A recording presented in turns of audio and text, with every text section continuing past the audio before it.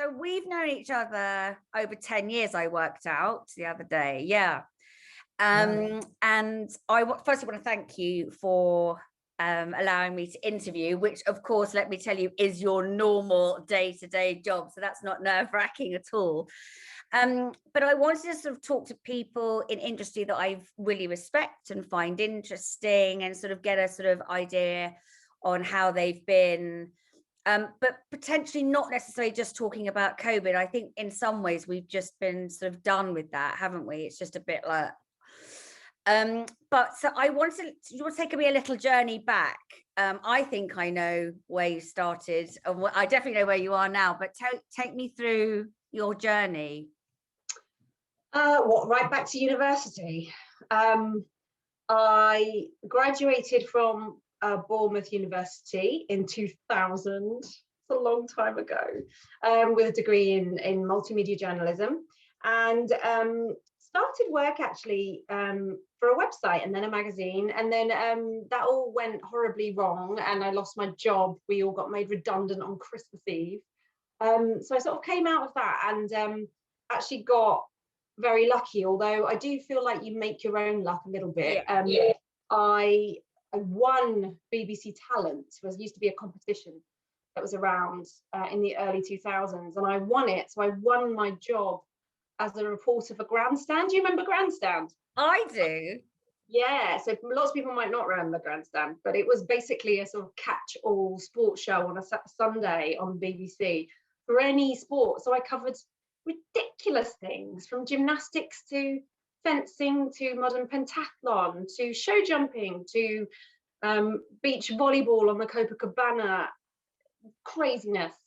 So I did that for about a year, and then I started freelancing at Radio 1. So because of being in the BBC, I got into Radio 1 and was simultaneously freelancing for Radio 1 and ITN.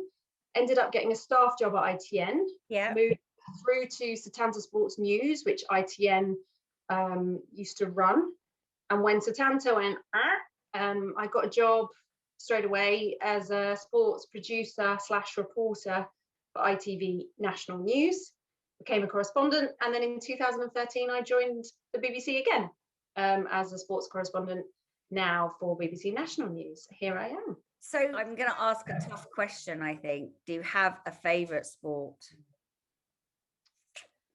I guess the one I cover the most is football. Yeah. And that was kind of my first love in terms of sport. So I think there is an element where when you cover a sport so much, you can fall a little bit out of love with it. And the times that I really treasure is when I go to games and I'm not on deadline. If someone invites me to a match and I might get to go in a posh seat in a box or something and I don't have a deadline, that's like the biggest treat for me. People go, oh, you're on busman's holiday, but it's the best feeling that I can watch a match and really properly study it and not think, right, I need to mark that was that goal. What time was that goal? You know, all the things that I do on a daily basis. Have you had resistance from people who are fearful of being interviewed and stuff? Well, strangely, this whole Zoom thing I know I know what you're going to say. Quite revolutionary, because I don't think there will ever be a substitute for sitting down in front of someone and interviewing them, right? Yeah. I really hope that doesn't leave our lives, because I don't ever want to get a sit down with a great athlete and say, should we do it on Zoom? You know, it's much easier, but I really would much rather be in front of them. But when you're looking for what we would call a talking head, a doctor to give you a sound bite, just a little sound bite about something, or a fan who might have set something up, this is so much easier. You can do it in an instant. Yeah. It really has changed the way we do news. So I'm hopeful in the future that this kind of thing can carry on. We can go back to the nice sit downs that we used to do. But this kind of thing for the easier hits, I'm hoping will carry on, because it's definitely been great for us. So for me, for booking people, it's been awesome in terms of me being able to get people globally, whereas normally if we were chatting and you were like, Lizzie, I want to get this person, we'd have to wait till they were in the country doing some sort of like press sort of thing or ambassadorial sort of endorsement and then get together, whereas actually I can give you that person from around the world because they're so used to doing this. However, from a commercial perspective, as my own business, I can't drive those fees in the same way because it's literally them sitting in their kitchen table. We're not having to put them out of anything. So it's been a bit sort of it's leveled itself out, but it was really strange for me because it was so like, I can get you this person now because you're happy to have them on a Zoom, whereas before you'd be like, no, Lizzie, I want to do a face-to-face because that's all you've got. Yeah. But you know, commercially it's tougher, you know, it's been swings and roundabouts, but I think that's for everybody. Yeah, and I think, you know, I've said this phrase a lot in the last year, but I think it's going to be really hard to put the genie back in the bottle, because if you've said to someone for a year, oh, you can just do it in your pants in your living room. Yeah. And then you suddenly say to someone, oh, I'm really sorry, I need you to get in a car, I need you to come to Wembley, I need you to stand outside, do this, and then you can go away, but it's going to be the same fee as if you're sat in your pants. Yes. That's really hard. I know. Manage that. Really grassroots sport in general that's going to really suffer and has massively suffered from this. And in some cases, they'll never get back. You know, in some cases, we'll lose teams and clubs and they'll never get back to what they were, because for them to open to limited crowds is just not worth it in terms of how much staff they'd have to employ to do it. So that's the real big conversation. I know the government's having that conversation, but it's going to have a huge effect on sport for many, many years. I always, for all the years I've delivered, I think we'd have to do how many FA Cup finals do you reckon you've done, or tournaments? I know I started, well, I'm older than you, so I started in 96. Oh God. I've done 3 World Cups. I'm about to do my 3rd Olympics, hopefully. Yeah. I've done oh God, FA Cup finals. Yeah. I mean, you know, lots. Euros like we've never experienced before. You know, things being done on Zoom. Mixed zones, are we going to have mixed zones? Are you going to really want your players coming through a mixed zone when they've got to play again in 3 days' time? Are you going to risk them having face-to-face conversation? That's probably not going to happen. So that's very different, because I spend my life in mixed zones in tournaments.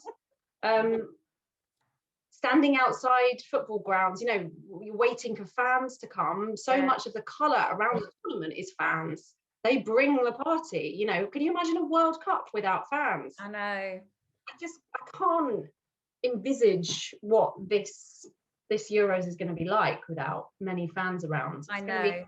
England are getting a good part of this deal, aren't they, with the group stages, you know, being at Wembley. But you know, are we going to be travelling? If England win the group, are we going to be going to Dublin, or is it Copenhagen? I can't remember. But you know, where are we going? What are we doing? There's still so much that's unanswered. Yeah.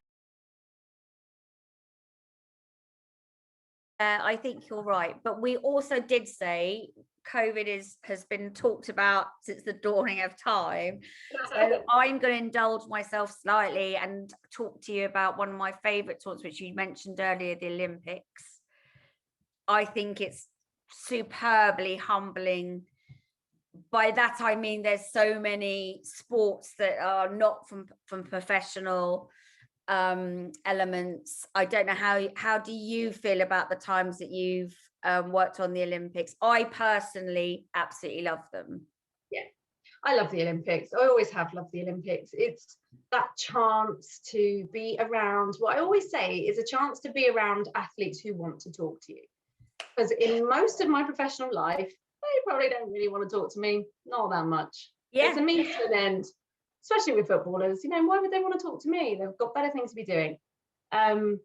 but you know, most of these athletes, you know, outside of the huge names that you know, most of them are quite happy to sit and tell you. You don't know much about them, so you start to find out amazing things about amazing people and their amazing journeys. That to me is what my job's about. My job is to be a storyteller, and to find out new stories is fascinating for me. That's brilliant. It's sort of really what sparks joy in my job. So I love the Olympics. Yeah, I do. And I'm not saying in individual sports that we've both covered this doesn't happen, but for me, certainly more around the Olympics, it feels more family. The family are there. The family have been on that journey since, you know, if you're talking about swimming or whatever it is, you know, sort of and the family want to talk to you, and there's that kind of, do you know what I mean by that? It just feels a bit more base, but still, I'm not taking out of their professional skills at all. That's not what I'm saying. It's just a different vibe, isn't it? Yeah, totally. And we will often ask to speak to athletes' families. We'll set them up, we'll have cameras on them in the crowd. We'll get that moment where they're reunited at the end and they're crying, you know. Like I said, it's that storytelling. It's what you want to know about, so you know that the audience want to know about it. And it's, you know, introducing them to new people and new amazing magical things. Yeah, I love it. Yeah, I do as well.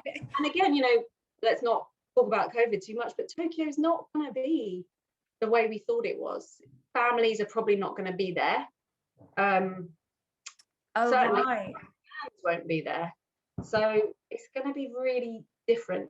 I just hope they can still bring some of that joy, because if you lose that, it's not the same. Olympic, it's not the same.